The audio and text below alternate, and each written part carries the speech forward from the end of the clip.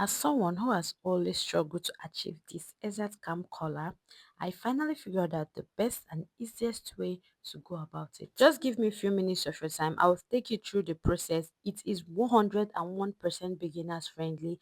It doesn't take time. It is so easy to assimilate. So I made mine into a jacket. You can make yours into a shirt, but I made mine into a jacket so as I can pair it with my trouser and my singlet. Continue watching this tutorial and in a few minutes you achieve your perfect scamp color. With that much being said, let's get started with today's tutorial. 2 years of fabric and above should be enough for this particular jacket depending on your body size. So I made use of 1.5 yard of fabric, which was not enough for me to actually cut out my sleeve. So that is why I left mine sleeveless. So firstly, I'm going to start folding my fabric into two.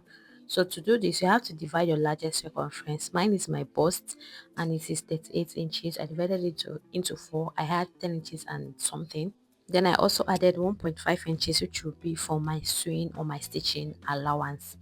So when I must have folded this my fabric, just watch carefully what I'm going to be doing right here.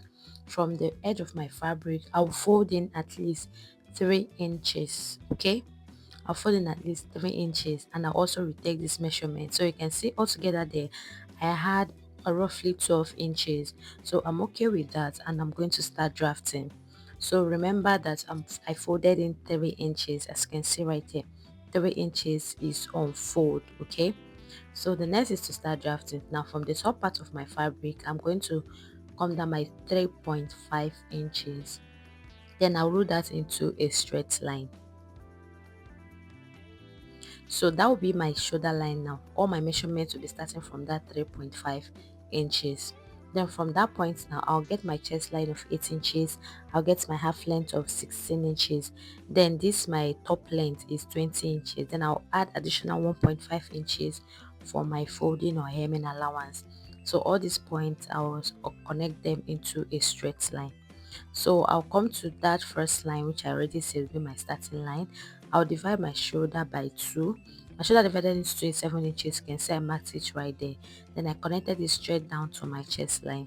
So on that my shoulder exactly, I'll come down by just half of an inch and now slant it into that 3 inches, but it's not on top of that 3 inches I folded. Okay, so on this my armhole, now I would get the middle of my armhole and divide it into two. When I get the middle, I'll go in by half of an inch like this. Then I'll get the quarter of my bust circumference and mark it right there. And see what I've done, and now creates my armhole. So this is something that is familiar with most of us. You know how to go about this, but this for the sake of beginners or people that might be watching my tutorial for the first time. I went on ahead to add a sewing allowance of 1.5 inches on my chest line as well. On my waistline, I divided my waist circumference by 4, and I also added 1.5 inches for my sewing or stitching allowance. Then on my top length, I measured the circumference of where my top or my jacket will be stopping. I divided it by 4 and also added 1.5 inches for my sewing or stitching allowance. Now from my chest line, I'm connecting all of these points together up to my top length. So you can see what I have so far. So the next thing I'm going to do now is that I'm going to come to this part here. Okay, from the top part, now that's where I'll be taking my measurement. So I'll be marking 7.5 inches below. Remember, I took this measurement from the top part of my fabric. Then when I did this, I now marked 2 inches inward. Okay, I marked in 2 inches inward from that folded edge of my fabric. Now the next thing is to now cut out this space because we are done drafting. When I'm cutting out, I cut out from beside that 3 inches I folded. I didn't touch that 3 inches I folded.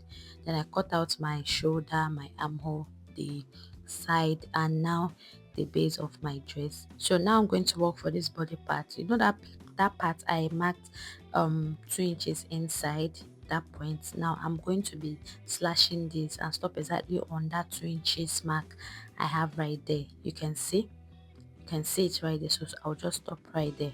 So I'm just going to open this up like this so that I can go on ahead and separate this piece I have right here. So you can see it's now 2, and I'll just simply go on ahead to cut out for the back part. I'm going to be folding this my fabric into two. Then I'll get the front part of my jacket. I will make sure I fold in that 3 inches. Okay, maintain that fold of 3 inches. I'll fold it, and then the folded edges of this my two dress will align. Then I'll start cutting this from the shoulder. You can see what I did right there, right? From the shoulder. Okay, so I start cutting that from the shoulder. The back part is not meant to have any extra allowance at the top part, just like the front part. Okay, so when I was done with that, I'll just go ahead to remove the front part. Then from that shoulder part of my back shirt, I'll go down by 1 inch or 1.5 inch, whichever one is okay.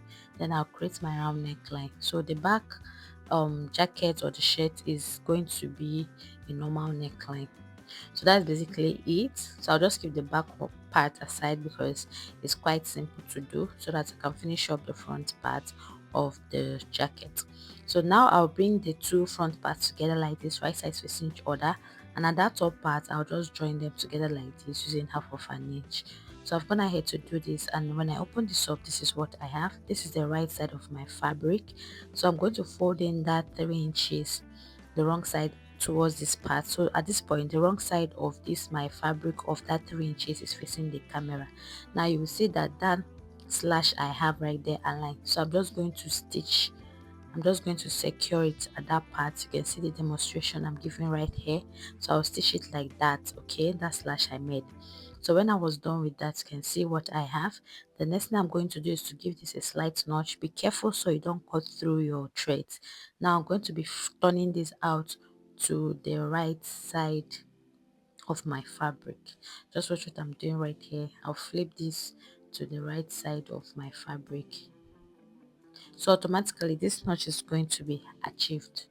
That notch is automatically going to be achieved right there. So you see, then I'll go on ahead now to iron this out so that it can relax properly.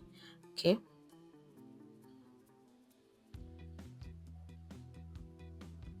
so after ironing this out, the next thing I'm going to be doing right now is to go on ahead to work for the camp effect. Okay, the camp collar effect. So all I'm going to be doing right now is that on that collar part, which is on that neck part, I'm just going to fold it inside like this. You can see I'm just going to fold it into two like this. So following that first notch I have upward here, I'll just fold it like this and now iron this flat. So my explanation might not be so clear, but everything I'm doing right here is very clear. Then after that, I will now come to that other second notch part I have below. I'll mark about 5.5 inches right there, and then I'm going to fold this like this. I hope you understood what I did right here. So you see, I now folded this on top of the right side of my fabric. I hope it's not confusing at all. Now I'll go on ahead and give this a very good press. I did it for the two sides of the front part of my jacket. So that is basically it, and the next thing now I'm going to do is to actually work for the back part of my jacket. So I'm going to be getting the back parts, and I'm going to start joining them on the shoulder. Now watch carefully. This part might be a little bit confusing. So exactly on my shoulder for the back, I'll align it with the shoulder for the front. Okay, when you cut this, you automatically dictate the shoulder. When I pin this, I'll now stitch this down using half of an inch. Then I'll also get the shoulder for the front and the back for the other side, and I'll pin it as well. When I'm done pinning, I'll go ahead and stitch using just half of an inch. All right, so I'll stitch this using half of an inch. Then I'm done doing that. So the only part now we have open on that upper part is the neckline, as you can see right here. So automatically the two necklines are going to align. Okay, so all I'm going to do is to remove one part for the front neckline. You know, by the time you are done cutting, it's going to be two. So you are going to be stitching one side of that collar to the back neckline, right sides facing each other. So I've gone ahead now to do that. This is how simple it is. And the next thing I'm going to be doing now is to work on these rough edges I have right here. So I'm using my hemming gun to finish up these rough edges. So firstly, I went ahead to arrange this my shirt very well.